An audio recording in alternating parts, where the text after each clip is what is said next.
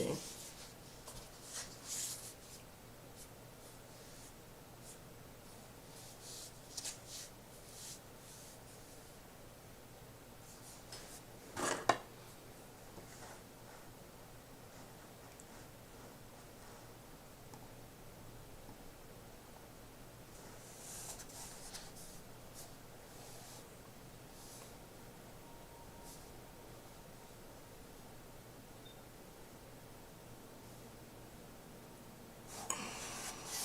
Okay. Now we are gonna start with operating systems, three easy pieces, and our goal is to build a functional operating system.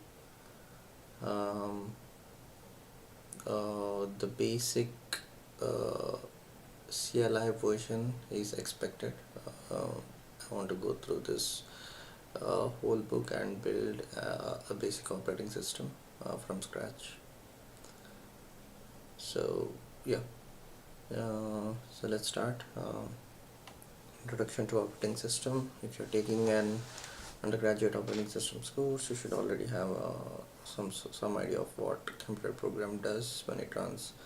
If not, this book and the corresponding course is going to be difficult, so you should probably start reading this book or run to nearest bookstore and quickly consume the necessary background material before continuing.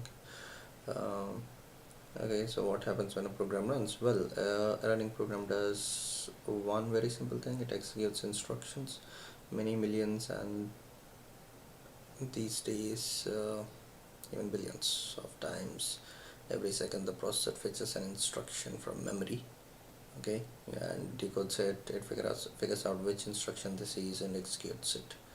That is, it does the thing that is supposed to do, like add two numbers together, access memory, a condition check a condition, jump to a function, and so forth. After it is done with the instruction, the processor moves on to the next instruction, and so on and so on until the program finally completes. Thus, we have just described the basics of von Neumann model of computing. Sounds simple, right? But in this class, we will be learning that while a program runs, a lot of other wild things are going on with the primary goal of making the system easy to use.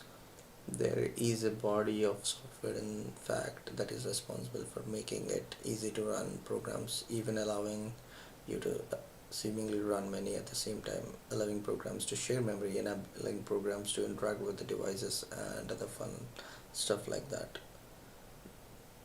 That body of software is called operating system, as it is in charge of making sure the system operates correctly and efficiently in an easy to use manner. Okay. The crux of the problem, how to virtualize resources, one central question we will answer in this book is quite simple. How does operating system virtualize resources? This is the crux of our problem. Why the OS does this is not main question, as the answer should be obvious. It makes the system easier to use. Thus, we focus on the how, what mechanisms and policies are implemented by the OS to attain virtualization. Yes, how does the OS do so efficiently? What hardware support is needed? We will use the crux of the problem in shaded boxes such as this one as a way to call out specific problems we are trying to solve in building an operating system. Thus, within a note on a particular topic, you may find one or more cruces. Yes, this is the proper plural which highlight the problem. The details within the chapter, of course, present the solution, or at least the basic parameters of a solution. Okay. The primary way the operating system does this is through a general technique that we call virtualization. That is, the OS takes physical resource such as a processor or memory or a disk and transform it into more general, powerful, and easy to use virtual form of itself. Thus, we sometimes refer to the operating system as a virtual machine.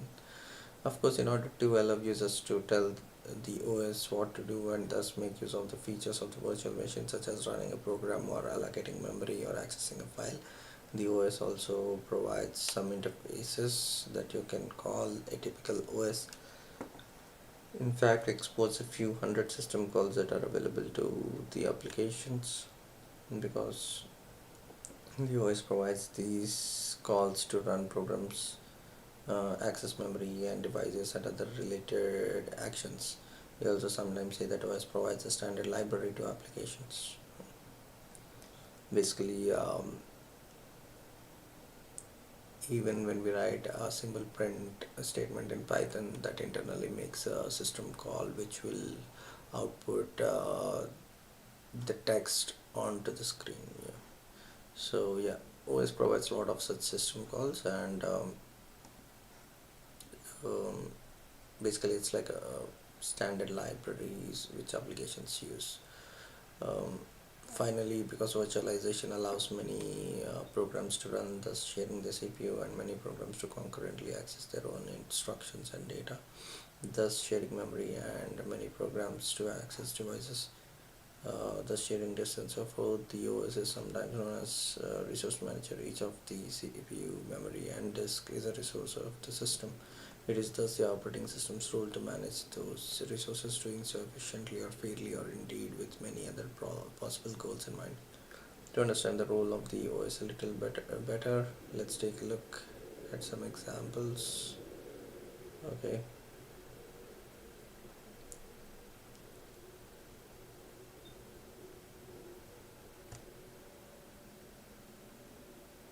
Okay, here we got a C code, uh, standard IO, stdlib, m.h, sn.h, common.h. These are basically headers which have included, and int main. Instead of void main, we have int main. Mm, the return type is int, and argc, the number of command line arguments, and argv. These are the basically all the command line arguments would be available in this array, and if argc not equal to 2, um, then we are exiting. Basically we want the command line arguments to be only 2, and the very first command line argument is going to be the application name itself. So yeah, so we'll get these the one on the index 1, and what we'll try to do is what we are doing is like we are gonna loop, and we are calling something called as a spin. uh, Now what is spin? And we are printing that string which we got forever. uh, hmm. Simple code that loops and prints cpu.c. Okay, see, this file is written in a file called cpu.c. Yeah, this is looping forever and keeps on printing the same thing, but I want to know what the spin is. Okay.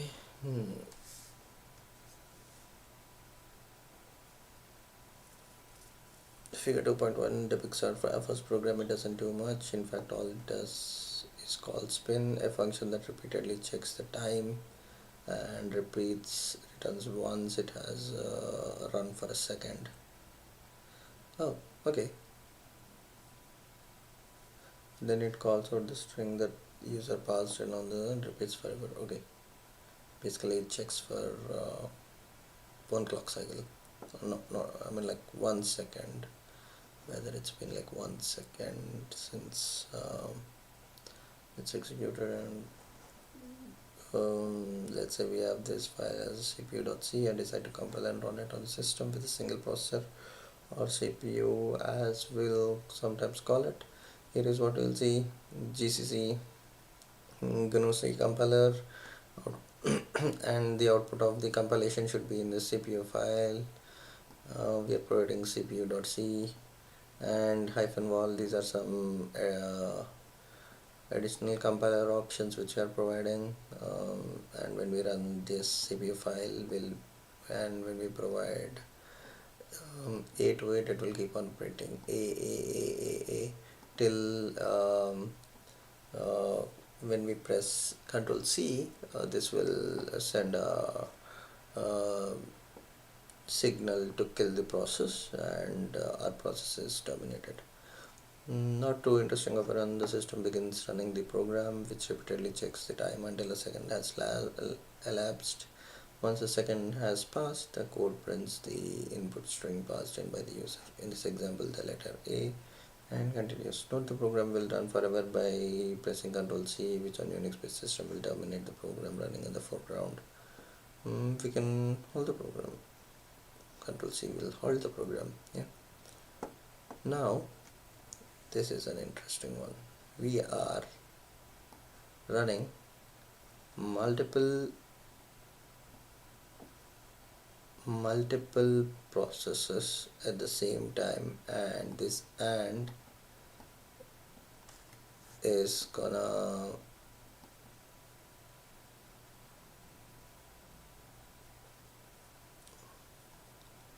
is it the same and to run it in the background. Okay, just let me see. Now let's do the same thing, but this time let's run many different instances of the same program. Figure 2.0 shows the result of this slightly. Well, now things are getting a little more interesting. Even though we have one processor, somehow all four of these programs seem to be running at the same time. How does this magic happen? It turns out the operating system, with some help from the hardware, is in charge of this illusion. We are running all four at the same time, and all four are running at the same time. We are not waiting for anything.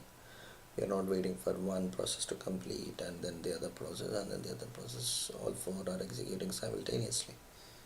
Okay. uh, it turns out turning a single CPU or a small set of them into a C, and we have already discussed that like there is a single processor. So the way it does is like it will do the context switching. um, It turns out the hardware, with some help of hardware, is in charge of this illusion. That is an illusion that system has a very large number of virtual CPUs. Yes. Turning a single CPU or small set of them into seemingly infinite number of CPUs, and thus allowing many programs to seemingly run at once, what we call virtualizing CPU, the focus of first major part of this book. Yeah, we are going to virtualize the CPU. Of course, to run programs and stop them and otherwise tell the operating system which programs to run, there needs to be some interfaces that you can use to communicate your desires to the OS. We'll talk about these APIs throughout this book. Indeed, they are the major way in which most users interact with the operating system. You might also notice that the ability to run multiple programs at once raises all sorts of new questions. For example, if two programs want to run at a particular time, which program should run? This question is answered by a policy of the OS. Policies are used in many different places within an OS to answer these types of questions, and thus we will study them as we learn about mechanisms that operating systems implement, such as the ability to run multiple programs at once. Hence, the role of the OS as a resource manager. Not how we know is this for. Okay. Not how we ran four processes at the same time. Okay. By using AND symbol, doing so runs. Yep, I was right. The AND symbol is used to run the jobs in the background in the shell, which means the user is able to immediately use their next command, which in this case is another program to run. If you're using a different shell, it works slightly different. This AND is for background execution, so whenever you run a process, it will run in the background, so that the other process will start execution, and so on.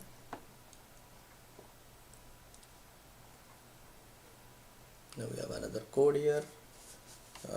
We have included some headers and int main. Have malloc size of int. Memory allocation.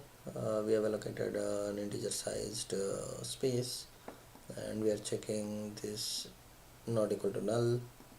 Okay, makes sense. P is pointing to some memory. This assertion is necessary so that not sure, I'm not very, but I guess this is necessary because let's say memory allocation, like there's not enough memory and it couldn't allocate the memory, then the P would be null. So this assertion would stop it right here. If it's null, then we'll return from here, or it might throw an error. Printf address pointed to by P. Okay, get PID comma P.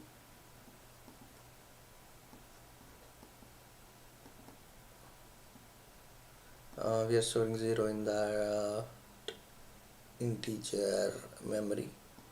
Now while 1 we are spinning it, adding 1 to that integer, and then we are again printing it, printing that value. Okay, program that accesses memory.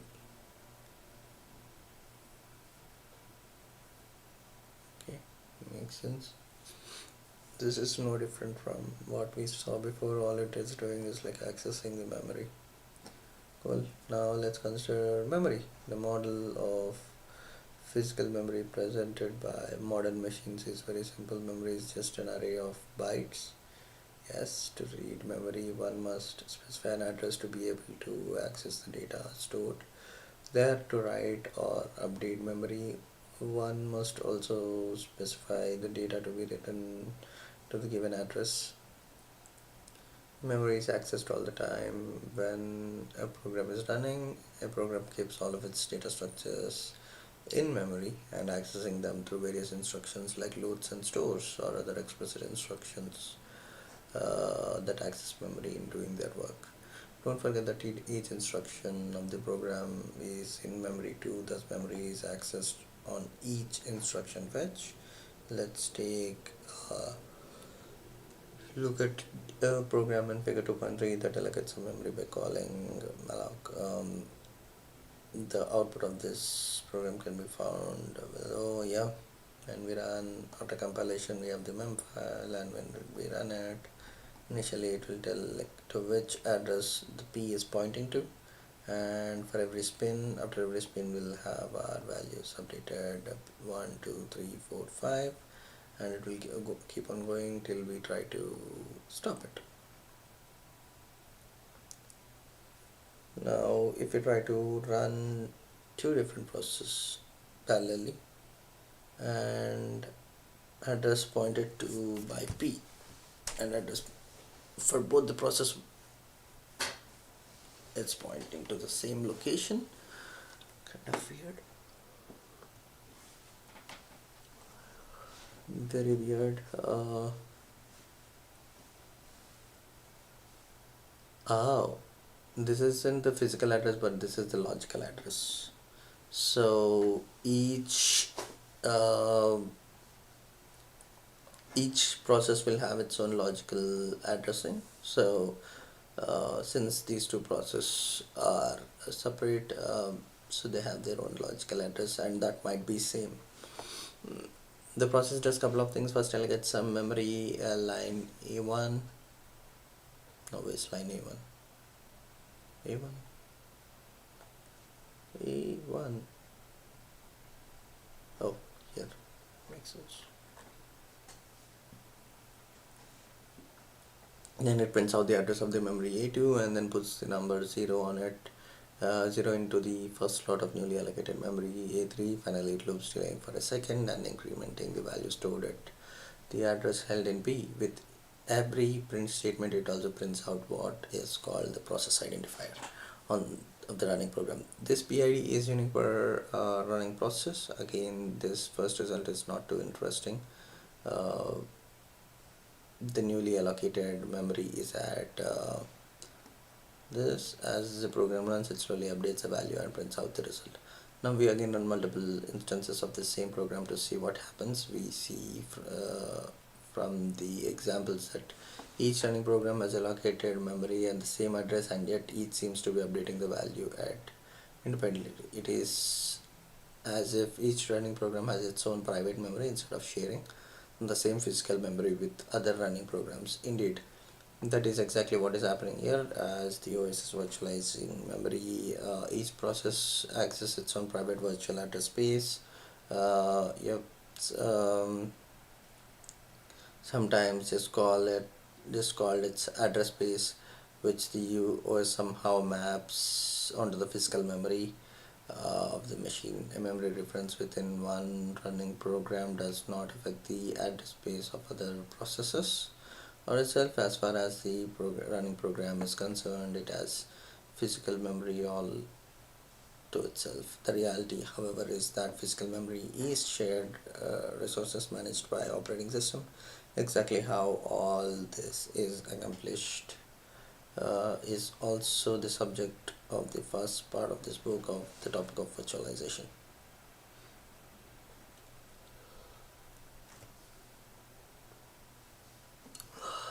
You need to make sure address space randomization is disabled.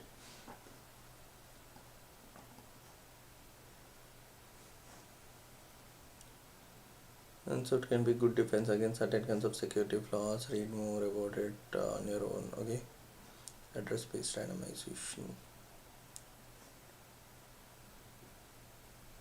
Stack smashing attacks. Now that we would recommend such a thing. Okay.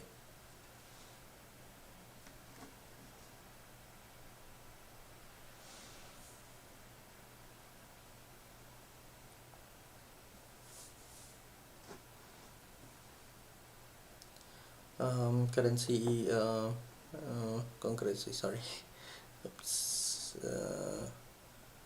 What are we trying to read here?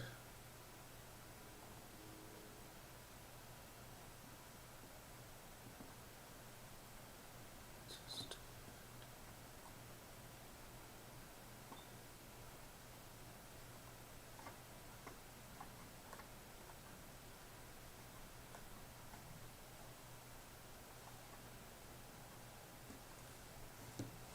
okay. We have some code here. Some headers. This is said to be volatile, which means it keeps on changing. I don't know exactly what volatile means, but I'm gonna look it up later. Int loops, and there's a worker. Since this worker is gonna work concurrently, there will be multiple workers. That's what I'm assuming. And okay, e to y. Okay, basically we'll tell the number of loops in the command line arguments, and p30. Okay, this is a process thread. Initial value counter, and where are we getting this? So yeah, so this is the initial counter value, and whenever we said volatile, I think that means like it is shared by both threads and will keep on changing, and um, it's harder to figure out, and this might have a race condition, and it might have a different value than it's supposed to be.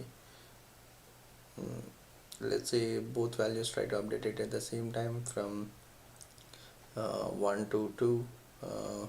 So though there are like two updates, and the value got updated only once.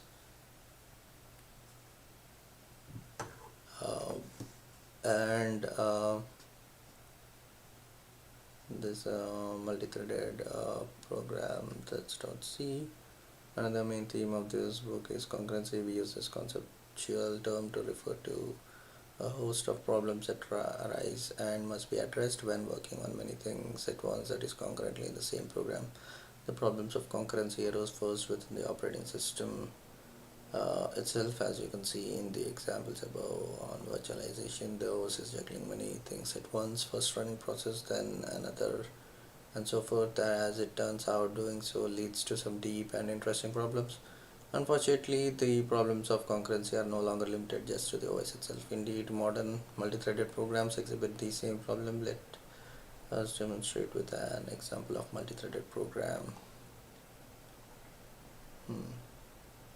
Although you might not understand this example fully at the moment, and we'll learn a lot more about it in later chapters in this section of the book on concurrency. The basic idea is simple. The main program creates two threads using pthread.create. You can think of the threads as thread as a function running within the same memory space as of other functions with more than one of them active at the same time. In this example, each thread starts running in a routine called a worker, in which it simply increments a counter in a loop for loops number of times. Below is a transcript of what happens when we run this program with the input value for the variable loops set to 1000. The value of loops determine how many times each of two workers will increment the shared counter in a loop, and the program is run with the value of loop set to 1000. What do you expect to see the final counter to be? Initial value, final value. As you probably guessed, when two threads are finished, the final value of counter is 2000, as each thread incremented the counter 1000. Indeed, when the input value of loops is set to n, you would expect final output to be 2n, but life is not simple. As it turns out, let's run the same program but with higher values of loops, and see what happens. When we set it to 100,000, it's going to be somewhere around 143,000. And we repeat the same experiment multiple times. The final values keep on changing. In this run, we gave a input value of 100,000. Instead of getting a final value of 200,000, we instead first get 143012. Then when we run the program second time, we not only get the wrong value but also a different value this time. In fact, if you run the program over and over with high values of loops, you may find these that sometimes you even get the right answer. So why this is happening? As it turns out, the reason for the odd and unusual outcomes led to how instructions are executed, which is one at a time. Unfortunately, a key part of the program above, where the shared counter is incremented, the actual okay, now I need to look for this subscript. Pthread is saying about Pthread, the actual call should be to lowercase. The uppercase version is our own wrapper that calls pthread create and makes sure the written code indicates the call succeeded. See code for details. Okay, cool. The crux of the problem: how to build correct concurrent programs when there are many concurrently. Let's finish this. Where the shared counter is incremented, it takes 3 instructions: one to load the value of the counter from memory into register, one to increment it and store it back memory. Because these instructions do not execute atomically all at once, strange things can happen. It is a problem of concurrency that we will address in great detail in the second part of this book. How to build correct concurrent when there are many concurrently executing threads within the same memory space. How can we build correctly working program? What primitives are needed for the OS? What mechanisms should be provided by hardware? How can we use them to solve the problems of concurrency? Now, yeah, I think we are good to stop at this point, and we'll continue the rest tomorrow.